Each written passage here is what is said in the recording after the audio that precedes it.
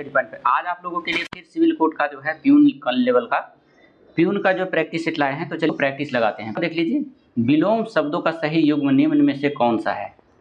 पहला क्वेश्चन का आपका विलोम कह दिया है चूज करने के लिए। ऑप्शन नंबर इसका सी सटीक आंसर हो जाएगा, आस्तिक नास्तिक। ये जो है एक दूसरे का उल्टा है ना, आस्तिक नास्तिक। आस्तिक कहा जाता है, आप देख लीजिए, भगवान में विश्वास रखने वाला को आस्तिक कहा जाता है और भगवान में विश्वास नहीं रखने वाले को नास्तिक कहा जाता है। चलिए, क्रोध या गुस्सा एक दूसरे का समानार्थी शब्द है, तो ये उल्टा पूछ रहा है विलोम मतलब, तो ये आपका नहीं होगा। महात्मा संत नहीं हो पाएगा। धरा पृथ्वी समानार्थी शब्द नहीं होगा, आपका आंसर सही हो जाएगा सी। चलिए देख लीजिए, 2 नंबर में कह रहा है कि उस विकल्प का चयन करें जो निम्न मुहावरे का सही अर्थ व्यक्त करता है। फूल झड़ना, फूल झड़ना का मुहावरे क्या होता है। ऑप्शन नंबर प्रिय वचन बोलना। फूल झड़ना, प्रिय वचन बोलना। जैसे वह ऐसा बोलता है मानो कि उसके मुंह से फूल झड़ रहा है। आप लोग बात विचार में भी हम लोग ऐसा यूज करते हैं कि फूल झड़ना का मतलब ऐसा बोल रहा है, कोई व्यक्ति लगता है कि उसके मुंह से फूल गिर रहा है ना, बातों से फूल गिर रहा है। अगला क्वेश्चन जो है 3 नंबर में कह रहा है कि जो पढ़ा ना जा सके, वाक्यांश के लिए एक शब्द होगा। जो पढ़ा ना जा सके उसके लिए एक शब्द में उत्तर देना है, तो आप पठनीय कहा जाता है उसको। ऑप्शन नंबर सी हो जाएगा, अपठनीय, जो पढ़ा ना जा सके। चलिए, अर्थात एक इसके बारे में बहुत सारे पूछा जाता है, जैसे जो पढ़ा ना गया हो तो इसको जान गए हैं कि आप उसको अपठनीय कहा जाता है, लेकिन जो पढ़ने योग्य ना हो तो अकथनीय कहा जाता है। सभी पॉइंट को याद रखना है। और जो पढ़ लिया गया हो और पढ़ने लायक हो तो उसको पठित कहा जाता है। अगला क्वेश्चन 4 नंबर में देख लीजिए। 4 नंबर में आपसे पूछा जा रहा है कि दिए गए शब्द का समानार्थी शब्द बताइए। हिरन, हिरन का समानार्थी शब्द पूछ दिया है कि कौन सा है जो हिरन का समानार्थी शब्द है। तो आपको थोड़ा सा टाइम दीजिएगा, है ना। चलिए देख लीजिए, 1 मिनट। हिरन का पूछ दिया था ना, हिरन का देख लीजिए, थोड़ा सा टाइम लेंगे हम आपके पास। चलिए देख लीजिए, इसमें दिए गए समानार्थी शब्द हिरन का पूछ दिया है, तो हिरन का कौन सा होगा समानार्थी शब्द। तो मृग मने हिरन होता है, ऑप्शन नंबर डी हो जाएगा। मृग का अर्थ क्या हो जाता है, हिरन। उसी प्रकार से गज के अगर जानना है तो गज को कहा जाता है हाथी। मेढक को जानना है तो मेढक को कहा जाता है ददूर। केसरी को सिंह कहा जाता है ना। ये मेढक का जो है पर्यायवाची शब्द होता है, ददूर कहा जाता है। केसरी कहा जाता है सिंह को। चलिए, अगला क्वेश्चन है 5 नंबर में कहा जा रहा है कि सही वर्तनी शब्द वाले चयन कीजिए। शब्द को चयन करना है कौन सा सही है।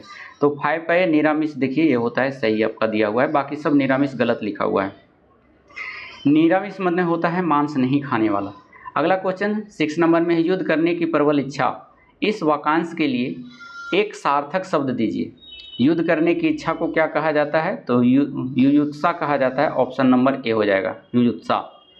जिस प्रकार पर विजय पाना कठिन हो जाए उसको कहा जाता है दुर्जय, यानी जिस पर विजय पाना कठिन हो जाए उसको दुर्जय कहा जाता है। उसी प्रकार से आप जिसका कोई शत्रु नहीं हो उसको अजात शत्रु कहा जाता है। और ये कहता है योद्धा को, जो वीर योद्धा रहता है उसको कहा जाता है युयुत्सु। अगला क्वेश्चन है, दिए गए शब्द का समानार्थी शब्द चुने। झगड़ा, झगड़ा का समानार्थी शब्द कौन सा होता है, तो द्वंद्व में होता है झगड़ा। ऑप्शन नंबर बी हो जाएगा। विरोध मतलब होता है किसी के खिलाफ बोलना। बैर मने दुश्मनी होता है। अगला क्वेश्चन है 8 नंबर में। 8 नंबर में देख लीजिए क्या कहा जा रहा है। 8 नंबर में कहा जा रहा है कि खर पर्यायवाची शब्द है। खर किसका पर्यायवाची शब्द है, तो ये जो है आपका गधा को, खर मने गधा है, गधा होता है। इसीलिए अगर पूछ दिया जाए कि खर किसका पर्यायवाची शब्द है या गधा का पर्यायवाची शब्द क्या है, तो आपका खर हो जाएगा, या फिर खर का पूछेगा तो गधा हो जाएगा। गधा का और भी गर्धवा भी होता है, गर्दभ भी होता है, धूसर भी होता है ना। बैसाख नंदन भी कहा जाता है गधा को। गधा को बैसाख नंदन की श्रेणी में भी रखा जाता है, इसलिए बैसाख नंदन भी गधा का पर्यायवाची शब्द है। अगला क्वेश्चन है 9 नंबर में। 9 नंबर में कहा जा रहा है कनक कनक ते से गुनी मतदाता अधिकाय, या खाए बोराए जग व खाए बोराए। मतलब यह कह रहा है इनमें से कौन सा अलंकार है, कुछ दिया है अलंकार बताना है। तो इसमें जो होता है अलंकार वो यमक अलंकार है। ऑप्शन नंबर सी हो जाएगा। जहाँ पर किसी शब्द की आवृत्ति बार बार हो, उसके कार्य अलग अलग हो, तो वह यमक अलंकार होता है। देखिए कनक कनक ते सोगुनी, यहाँ बार बार हुआ है। कनक मने धतुरा भी होता है ना, और कनकमिस क्या होता है, सोना भी होता है। तो यहाँ पर अलग अलग शब्द दिया गया है, लेकिन उसके अर्थ जो होते हैं, शब्द जो होता है आवृत्ति करता है, लेकिन इसके अर्थ अलग अलग होते हैं। तो इसीलिए इसको कहा जाता है यमक अलंकार। फिर से जान लीजिएगा, शब्द जो रहता है एक ही जैसा होता है, यानी बार बार आता है, लेकिन इसके अर्थ जो होता है वो अलग होता है। जैसे कनक के बारे में बताएं, धतुरा भी होता है, कनक का सोना भी होता है। तो ऐसे शब्द अगर आ जाए तो अलंकार पूछे तो यमक अलंकार होता है। अगला क्वेश्चन आपका दिया है 10 नंबर में, पाप करने के बाद स्वयं दंड पाना के लिए एक शब्द बताइए। तो एक शब्द कौन सा हो जाएगा, पाप करने के बाद स्वयं दंड पाना, तो हो जाएगा ऑप्शन नंबर बी हो जाएगा, प्रायश्चित करना, ऑप्शन नंबर बी। 11 नंबर में चलिए, 11 नंबर में देखिए, निम्न में से तत्सम बताना है। तत्सम संस्कृत के समान वर्ड होते हैं, ऑप्शन नंबर बी। अपशब्द, ये जो है संस्कृत के समान शब्द है, इसीलिए तत्सम शब्द है। चलिए अगला क्वेश्चन 12 नंबर में, व्यक्ति, स्थान या वस्तु विशेष का बोध कराने वाले शब्दों को क्या कहते हैं। तो ऐसा क्वेश्चन आप लोग पढ़े हैं, ऐसा क्वेश्चन कहा जाता है व्यक्तिवाचक संज्ञा। चलिए, जिससे जाति समूह का बोध हो, जातिवाचक संज्ञा। एक ग्रुप का बोध हो, समूहवाचक संज्ञा। जिसे नापा और तौला जाए लेकिन गिना नहीं जाए, उसे द्रववाचक संज्ञा कहते हैं। चलिए अगला क्वेश्चन है 13 नंबर में, देख लीजिए 13 नंबर में क्या कहा जा रहा है आपसे। 13 नंबर में आपसे पूछा जा रहा है, देख लीजिए 13 नंबर में कहा जा रहा है कि वर्तनी की दृष्टि से शुद्ध शब्द है, कौन सा शब्द है शुद्ध। तो ये हो जाएगा आपका सी, बुनियाद। ये सही दिया हुआ है, बाकी सही नहीं है। चलिए अगला क्वेश्चन है 14 नंबर में, तो ये सी कर लेंगे इसको। बुनियाद, निम्नलिखित में से प्रत्येक शब्द के लिए उसके नीचे दिए गए विकल्पों में से उपयुक्त समास छाटिए। समास कह रहा है जितेंद्रिय। जितेंद्रिय कौन सा समास है, तो ये बहुव्रीहि समास होता है। समास का प्रॉपर वीडियो हम एक वीडियो डाल चुके हैं, उसमें चाहे तो आप जाकर के देख सकते हैं। उसी प्रकार से द्वंद्व समास, जिसमें कंजक्शन जुटा हुआ रहे, जैसे दादा दादी है ना, तो ये होता है द्वंद्व समास। तत्पुरुष पुरुषों की प्रधानता अगर बताए तो उसमें तत्पुरुष होता है। शब्दों की विशेषता बताए तो जो कर्मधारय समास होता है। तो ये सभी आपको याद रखना है।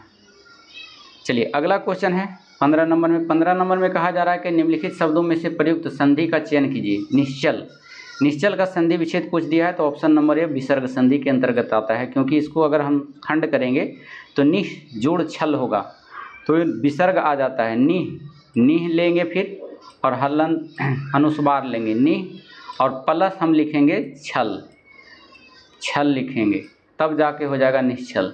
तो इसमें देखिए विसर्ग की मात्रा आ गया, इसीलिए हो गया विसर्ग संधि। अगला नंबर 16 नंबर में देख लीजिए, वह खा रहा था, मैं खा रहा था, मैं सरल कौन सा काल है। तो इसमें देखिए यह काल पूछ दिया है, तो यह जो है अपूर्ण भूतकाल हुआ है। अपूर्ण भूतकाल का वाक्य है। वह खा रहा था मतलब पूरा काम नहीं हो चुका था, इसीलिए यह अपूर्ण भूतकाल की श्रेणी में रखा है। जो पूरा हो चुका है उसको पूर्ण भूतकाल में, जैसे मैंने खा लिया था तो पूरा हो जाता है, तो ये पूर्ण भूतकाल हो जाएगा। जिसमें संदिग्ध रहता है, संदेह रहता है, तो संदिग्ध भूतकाल होता है। चलिए अगला क्वेश्चन है 17 नंबर में, देख लीजिए 17 नंबर में कहा जा रहा है कि अशुद्ध वाक्य का चयन कीजिए। अशुद्ध वाक्य हो जाएगा इसमें ऑप्शन नंबर ए, माता पिता पूजनीय है। पूजनीय यहाँ पर नहीं हो जा, माता पिता पूजनीय है, यह वाक्य अशुद्ध है। इस वाक्य में अगर पूजनीय शब्द के स्थान पर हम पूजनीय लिखेंगे तो पूजनीय इस टाइप का होता है, आधा जा इसमें नहीं पड़ता है, इस टाइप का पूजनीय देंगे और पूरा जा देंगे। इसमें या का प्रयोग हम नहीं करेंगे, इसमें जा रहेगा और ये या नहीं रहेगा, तब हो जाएगा पूजनीय। 18 नंबर में देख लीजिए, हिंदी दिवस कब मनाया जाता है। तो हिंदी दिवस 14 सितंबर को मनाया जाता है प्रतिवर्ष। भारत में स्वतंत्रता के दिसंबर 1949 ईस्वी को संविधान सभा ने एक मत से यह निर्णय लिया था कि हिंदी बोली गई है और हिंदी को भारतीय राजभाषा की श्रेणी में रखा जाए। तब से है जो इसको हम 14 सितंबर को हिंदी दिवस के रूप में मनाते आ रहे हैं। चलिए अगला क्वेश्चन है 19 नंबर में। 19 नंबर में कह रहा है कि विकल्पों में से तत्सम शब्द का चयन कीजिए। तत्सम फिर आ गया है, तो 19 का ये हो जाएगा आश्रु, जो है आंसू, ये शुद्ध तत्सम शब्द है। अगला क्वेश्चन है शुद्ध वर्तनी शब्द का चयन कीजिए। कौन सा है जो शुद्ध वर्तनी? 20 का देख लीजिए, 20 का 2 हो जाएगा शुरुआत। ये जो है आपका सही है, बाकी कोई सही नहीं है। पर्यायवाची शब्द छाटिए शत्रु। शत्रु का पर्यायवाची शब्द कौन सा होता है? तो ये अरि। अरि मतलब होता है शत्रु। चलिए अगला क्वेश्चन है, उसी प्रकार से बहुत सारे शब्दों को पर्यायवाची शब्द पूछता है। आप लोग पर्यायवाची शब्द का चैप्टर देख करके जाएंगे। लिंग की दृष्टि से पानी क्या है? तो लिंग की दृष्टि से पानी जो है वह पुल्लिंग है। ऑप्शन नंबर बी हो जाएगा। हिंदी भाषा में वचन कितने प्रकार के होते हैं? तो हिंदी भाषा में वचन जो होते हैं वह 2 प्रकार के होते हैं। कौन कौन? एक वचन और बहुवचन। 24 नंबर में है, अंग अंग फूले ना समावना समाना में मुहावरे का अर्थ क्या है? तो मुहावरे का अर्थ होता है आनंद विभोर होना। ऑप्शन नंबर सी हो जाएगा। अगला क्वेश्चन है, सूक्ष्म का विलोम शब्द है। सूक्ष्म का विलोम शब्द होता है स्थूल। अगला क्वेश्चन, क्योंकि सूक्ष्म मतलब होता है छोटा और स्थूल का मतलब होता है बहुत बड़ा। अगला क्वेश्चन है, संस्कार शब्द का अर्थ है। संस्कार शब्द का अर्थ क्या है? जो 2 भाषाओं के शब्दों से मिलकर बना शब्द होता है उसको कहते हैं। सकार शब्द नहीं है, संकर शब्द है, माफ़ कीजिएगा, संकर शब्द है। तो 2 भाषाओं से शब्दों से मिलकर जो बना होता है उसको संकर शब्द कहते हैं, है ना। जैसे आपको कहा देगा बैलगाड़ी, है ना, ये संकर शब्द है, 2 भाषाओं से मिलकर बना है। जैसे आपको पोस्टमैन कहा देगा, पोस्टमैन, POST, पोस्टमैन। उसके बाद फिर है, इसी प्रकार के शब्द देखने को मिलेगा, यानी 2 भाषाओं से जो मिलकर बने। जैसे टिकट घर, टिकट घर देख लीजिए, इसका सटीक आंसर देते हैं टिकट घर। तो टिकट जो है अंग्रेजी शब्द है और घर जो है हिंदी शब्द है। तो ये 2 भाषा से मिलकर बन गया है, हिंदी ये भाषा हुआ, अंग्रेजी ये भाषा हुआ। तो टिकट घर, पोस्टमैन काट दीजिएगा, इसका सटीक आंसर हम दिए हैं टिकट घर जो है संकर शब्द। तो जो 2 से अधिक भाषा भी रह सकता है इसमें, तो उसको कहते हैं संकर शब्द। 26 नंबर में देख लीजिए, 26 नंबर के बाद 27 नंबर में लेके चलते हैं आपको। 27 नंबर में कहा जा रहा है आपसे, चलिए देखिए, 27 नंबर में कहा जा रहा है कि ऐसा व्रत जो मरने पर ही समाप्त हो, इसके लिए एक शब्द चुनिए।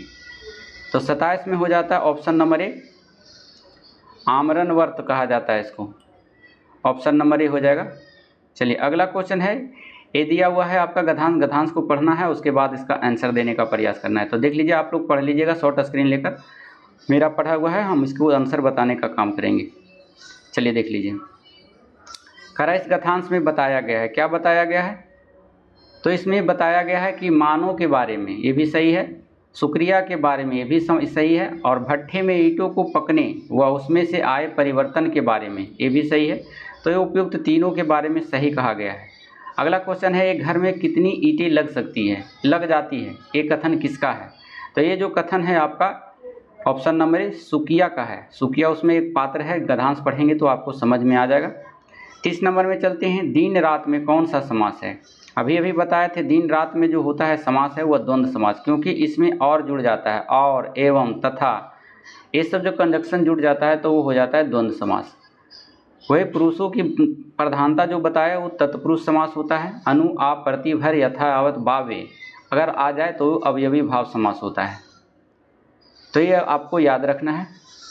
31 नंबर में देख लीजिए, भट्ठा खुलने पर क्या होता है? तो भट्ठा खुलने पर ऑप्शन नंबर सी हो जाएगा, दोनों हो जाएगा। मजदूर से लेकर मालिक तक बेचैन सांसों को राहत मिलती है और ईंटों के बाहर निकालने का काम शुरू होता है। ये दोनों कथन सही है, भट्ठा खुलने पर यही सब होता है।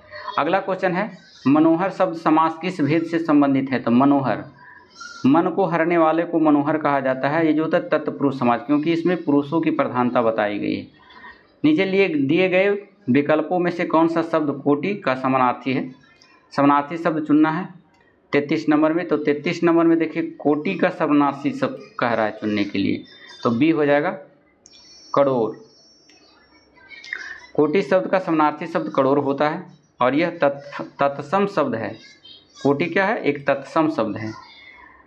34 नंबर में देख लीजिए, 34 नंबर में कह रहा है कमल का पर्यायवाची शब्द है। तो कमल को क्या कहा जाता है? कमल को कहा जाता है जलज भी कहा जाता है ना, नीरज भी कहा जाता है, सरोज भी कहा जाता है, पुष्कर भी कहा जाता है।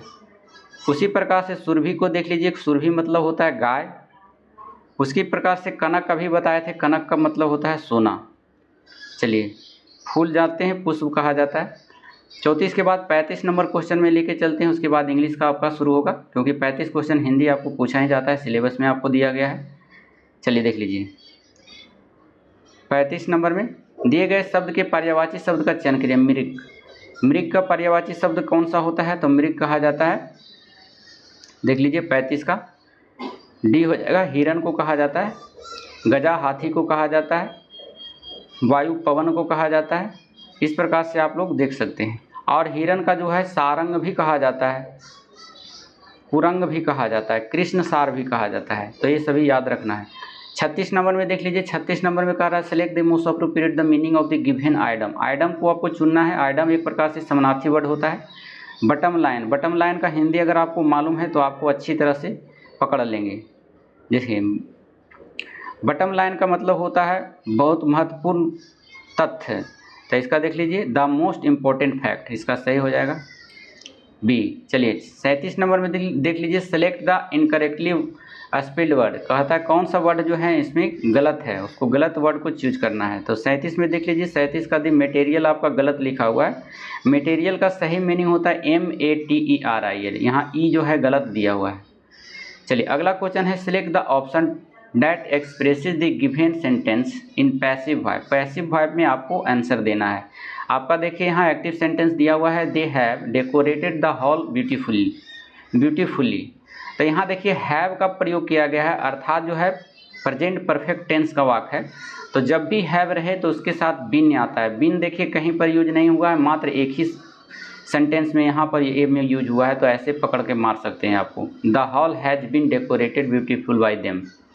अगला क्वेश्चन है 39 नंबर में select the most appropriate the synonym of the given word. Synonym पूछ रहा है, समानार्थी शब्द किसका? ट्रिम्फ का पूछ रहा है। तो इसका देख लिए, पहले देखिए ट्रिम्फ मतलब होता है क्या? ट्रिम्फ मतलब होता है विजय होना, जीत जाना, है ना। तो इसका सिनोनिम क्या होता है? विक्ट्री। विक्ट्री माने भी होता है जीत जाना। उसी प्रकार से अगर फेलुअर की देखिए तो फेलुअर माने असफलता होता है। डिजास्टर माने देखें तो डिजास्टर माने आपदा होता है, जैसे आप देखते हैं उत्तराखंड में बादल का फट जाना, ये डिजास्टर है, प्राकृतिक आपदा है। और सैरो मतलब होता है दुख। 40 नंबर में देख लीजिए, 40 नंबर में आपसे कहा जा रहा है read this sentence carefully and find the grammatical error if any, if there is no error your answer will be D. अगर आपको लगता है कि कोई गलत नहीं है तो आपका आंसर डी हो जाएगा। Both his parents as well as children are present there, कहता है देखिए बोथ हिज पेरेंट्स, दोनों के पेरेंट्स जो हैं, as well as children are present there, दोनों के दोनों पेरेंट के बच्चे जो हैं वो मौजूद हैं यहाँ। तो यहाँ पर जो आने वाला शब्द होगा एज वेल एज नहीं यूज होगा, क्योंकि एज वेल एज का यहाँ पर कोई ज़रूरत नहीं है, क्योंकि बोथ जब भी यूज होता है तो अपने साथ कंजक्शन लाता है, एंड लाता है, तो यहाँ पर एंड का यूज होगा, एंड। तो ये आपका गलत दिया हुआ है, इसीलिए आपका आंसर ए हो जाएगा, 40 का ए। चलिए अगला क्वेश्चन 41 नंबर में कहा जा रहा है कि select the most appropriate the antonym of the given word. आपको उल्टा शब्द चुनना है 41 में। जैसे कह रहा है डिले, डिले का मतलब होता है देर करना, तो एडवांस मतलब होता है आगे रहना, है ना। तो आगे का हो जाएगा एडवांस, ऑप्शन नंबर डी हो जाएगा। उसी प्रकार से होल्ड मने होता है पकड़ना, रेस्ट्रिक्शन मने होता है रेस्ट्रिक्ट मने रोक लगाना होता है, पोस्टपोन्ड मने होता है रोकना। चलिए अगला क्वेश्चन है select the most appropriate option to fill in the blanks. आपको खाली स्थान को भरना है। Electric gadget make house chores convenient होता है, ऑप्शन नंबर यहाँ देखिए जितने भी इलेक्ट्रॉनिक गैजेट होते हैं वो सुविधाजनक होते हैं, तो सुविधाजनक यहाँ भराएगा, और सुविधाजनक का मीनिंग होता है कन्वीनियंट। चलिए अगला क्वेश्चन है 43 नंबर में। 43 नंबर में कहा जा रहा है select the option that can be use as a one word substitute for the given group of words. इसमें से दिया गया है अनेक शब्दों का एक शब्द आपको चुनना है। ए रिमार्क दैट एक्सप्रेस अप्रूवल, और ये वाला थोड़ा देख लीजिए क्या है, अप्रूवल ऑफ एडमिनिस्ट्रेशन दिया हुआ है, यहाँ पर नहीं मिट गया है, एडमिनिस्ट्रेशन लिखा हुआ है। इसका मतलब हुआ ए मार्क डेट एक्सप्रेसेस माने अभिनंदन करना, है ना। किसी चीज़ का अभिनंदन करना, तो उसके लिए जो शब्द आता है वो आता है ऑप्शन नंबर 1 कम्प्लीमेंट्स। कम्प्लीमेंट्स आएगा यहाँ। फिर से इसको देख लीजिएगा। जैसे आपको पूछ दिया जाए कि ये रिमार्क डैट एक्सप्रेस अप्रूवल और एडमिनिस्ट्रेशन, इसका मतलब जान लीजिए। इसका मतलब कुछ दिए गए टिप्पणी होता है ना, जो दिए गए टिप्पणी है उसका अनुमोदन करना या प्रशासन करना, इसका यही मतलब होता है। तो उसी को कहा जाता है एक कम्प्लीमेंट। अगला क्वेश्चन है, the select the option that can be use as a one word substitute for the given group of words. जैसे vertebrate animals that on the ground, कहता है एक ऐसा वर्टेब्रेट जंतु जो अपने पेट के बल पे चलता है जमीन पे, उससे क्या कहा जाता है? तो रेप्टाइल कहा जाता है उसको। Option number D. अगला नंबर है 45 नंबर में, देख लीजिए। 45 नंबर में आपसे पूछा जा रहा है, बने रहेंगे हमारे साथ वीडियो में। 45 नंबर में आपसे पूछा जा रहा है कि select the option that expresses the given sentence in direct speech. In direct speech में आपको चेंज करना है, डायरेक्ट में दिया हुआ रहेगा। जैसे इसमें कहा जा रहा है कि Ravi requested his friend to remove his shoe before entering his house होता है। रवि ने अनुरोध किया अपने दोस्तों से कि आप जब भी मेरे घर आएँ तो क्या करें, आने से पहले है जो जूते को उतार दें। तो इसका देखिए, जब भी ऐसा क्वेश्चन आवे रिक्वेस्टेड वाला, तो उसमें प्लीज का प्रयोग किया जाएगा। तो Rajiv said to his friend, ये सही ऑप्शन आपका होगा। Please remove your shoes before entering my house. Rajiv ने कहा अपने मित्र से कि कृपया करके मेरे घर जब एंट्री कर रहे हैं तो अपने शूज को क्या करें, उतार दीजिए। तो 45 का आपका जो है ए आंसर सटीक आंसर हो जाएगा, ऑप्शन नंबर ए।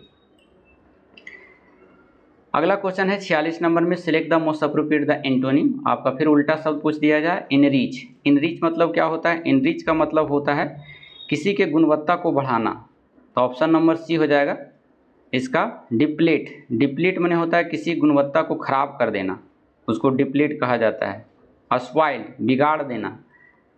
चलिए अगला क्वेश्चन है, select the most appropriate option to fill in the blanks. आपको खाली स्थान को भरना है। व्हेन द पेशेंट रिकवर्ड, जब पेशेंट रिकवर्ड होने लगा, he was dash from the hospital, तो उसे क्या किया गया?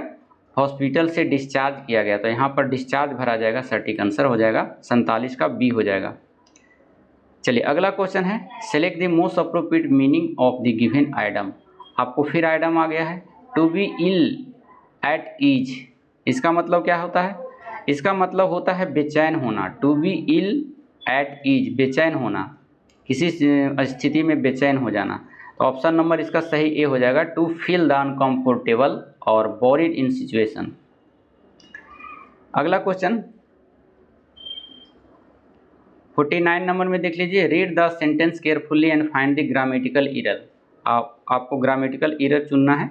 जैसे the object to me coming late at night, देखिए यहाँ पर आ गया है द ऑब्जेक्ट के बाद जेरंड आया है। तो जेरंड जब भी लगता है तो अपने साथ ऑब्जेक्टिव केस के बाद पोजेसिव एडजेक्टिव होता है। तो पोजेसिव एडजेक्टिव जो होता है वो माई होता है, मी नहीं होता है। पोजेसिव एडजेक्टिव में माई का यूज किया जाता है, इसलिए माई कमिंग हो जाएगा। तो आपका आंसर जो है बी हो जाएगा, बी एरर है।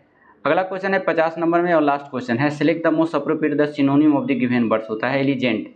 एलिजेंट का आपको सिनोनिम पूछ रहा है, समानार्थी शब्द बताना है। एलिजेंट मतलब होता है